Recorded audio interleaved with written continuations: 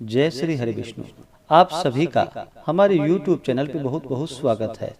आइए आज सुनते हैं निर्जला एकादशी व्रत की कथा। आप सभी भक्तों को निर्जला एकादशी व्रत की ढेर सारी शुभकामनाएं। निर्जला एकादशी का व्रत, यह व्रत हर वर्ष ज्येष्ठ माह के शुक्ल पक्ष की एकादशी तिथि के दिन निर्जला एकादशी का व्रत किया जाता है। निर्जला एकादशी जो कि संपूर्ण अन्य एकादशियों का पुण्य फल भी इस एकादशी व्रत के प्रभाव से प्राप्त हो जाता है। जो भी अन्य एकादशी का व्रत नहीं कर पाते हैं और वर्ष में केवल एक निर्जला एकादशी का व्रत करते हैं तो उन्हें संपूर्ण एकादशियों का पुण्य फल प्राप्त होता है।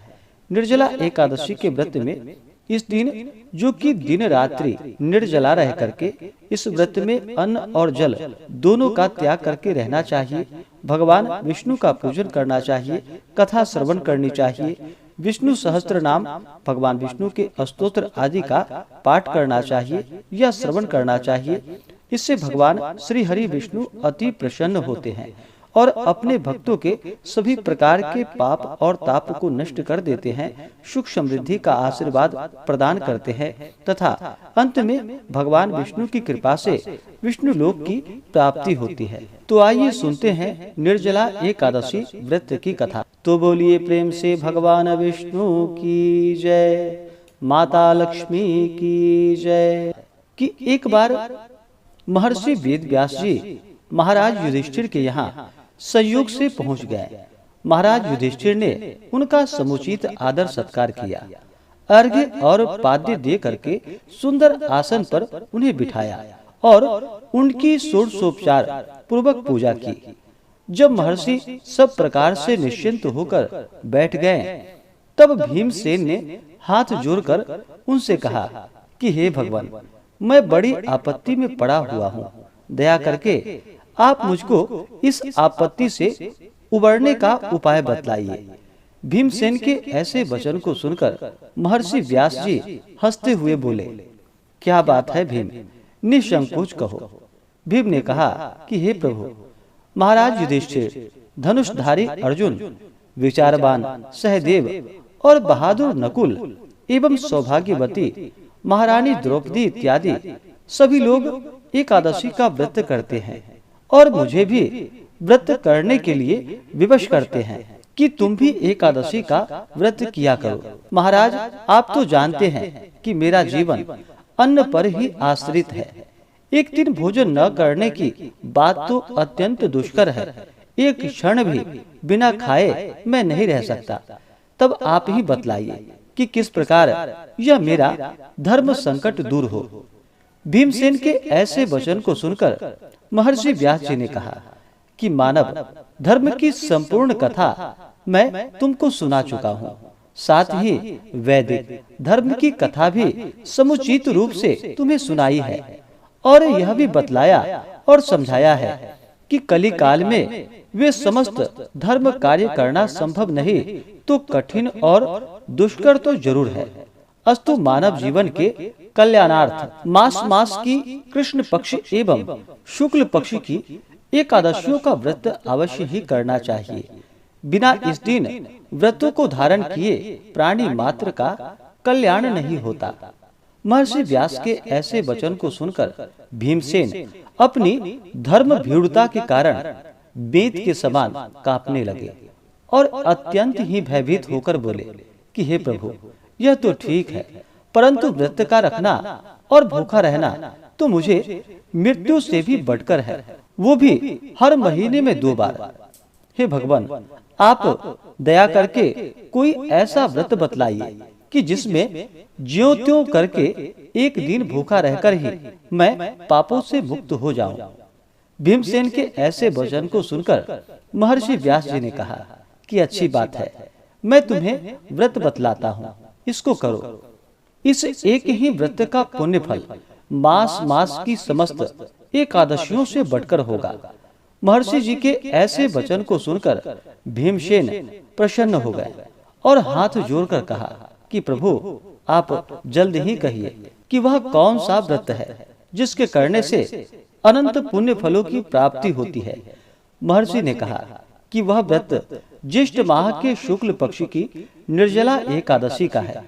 तुम श्रद्धा भक्ति सहित दशमी को सोते समय भगवान को प्रणाम कर उनकी मानसिक पूजा करो और हाथ जोड़कर अपने मन में इस प्रकार संकल्प करो कि प्रभु, कल मैं ज्येष्ठ माह के शुक्ल पक्ष की निर्जला एकादशी का व्रत करूंगा। मुझे शक्ति दो, मैं अपने व्रत को पूर्ण कर सकूं। इस प्रकार प्रार्थना कर सो जाना और फिर दूसरे दिन निर्जला एकादशी का दिन होगा। उस दिन जो कि बिना खाए पिए निराहार और निर्जल रहो, यहाँ तक कि आचमन इत्यादि में भी जल ग्रहण ना करो। इस व्रत के प्रभाव से स्त्री हो अथवा पुरुष, सभी के मंदराचल जैसे भीषण और महान पाप भी अवश्य ही नष्ट हो जाते हैं। इस व्रत में गोदान का बड़ा महत्व है, अर्थात गोदान अवश्य करना चाहिए। यदि कोई गोदान देने की सामर्थ्य न रखता हो तो उसे तांबा, पीतल या मिट्टी का पानी से भरा हुआ घड़ा, उसमें थोड़ा सोना छोड़ करके और उसे नवीन वस्त्र में लपेटकर ब्राह्मण को श्रद्धा और भक्ति पूर्वक दान करना चाहिए। इस प्रकार जल दान देने एवं स्वयं व्रत समाप्ति तक जल न ग्रहण करने वाले प्राणियों को एक एक क्षण में कोटि कोटि गोदान देने का फल प्राप्त हो जाता है। उस दिन यह कार्य अर्थात यज्ञ, दान एवं जपादि कार्य करने वाले को अक्षय फलों की प्राप्ति होती है। इस प्रकार श्री कृष्ण जी ने स्वयं कहा है। अतः फिर दूसरा पुण्य कार्य करने की आवश्यकता ही क्या है। विष्णु लोक की प्राप्ति इसी निर्जला व्रत के ही द्वारा हो सकती है। इस दिन फलाहार करना चाहिए। अन्न खाने वाले की अनेकों प्रकार की दुर्दशा होती है और वे चांडाल स्वरूप समझे जाते हैं। इस व्रत के प्रभाव से चोर, गुरुद्वेषी एवं हर प्रकार के पापियों का उद्धार हो जाता है। श्रद्धालु स्त्री एवं पुरुषों के विशेष कर्तव्य ये हैं कि शेष शैया पर स्थित श्री हरि विष्णु भगवान की भक्ति पूर्वक पूजा एवं धेनु दान अर्थात गायों का दान तथा ब्राह्मणों को मिष्ठान का भोजन कराकर दक्षिणा देकर उन्हें संतुष्ट करना चाहिए। निर्जला व्रत रखने वाले को गौ, वस्त्र, छत्र, शैया, कमंडलू आदि वस्तुओं का प्रेम पूर्वक भक्ति सहित दान करना चाहिए। उपाहन दान करने से स्वर्ग गमन के हेतु स्वर्ण भूषित रथ प्राप्त होता है और जो इसको भक्ति पूर्वक श्रवण करते हैं तथा कीर्तन इत्यादि करके रात्रि जागरण करते हैं, वे मनुष्य बिना विघ्न स्वर्ग प्राप्त कर लेते हैं। तो बोलिए प्रेम से भगवान विष्णु की जय, माता लक्ष्मी की जय। तो आशा करता हूँ कि यह जानकारी आपको अच्छा लगा हो। ऐसे ही ज्ञानवर्धक जानकारियाँ प्राप्त करने के लिए हमारे इस चैनल पे अगर आप नए हैं तो चैनल को लाल बटन दबा करके सब्सक्राइब करें, साथ में बेल आइकन घंटी को दबाएं ताकि मेरे वीडियो का नोटिफिकेशन आपको समय से मिलता रहे।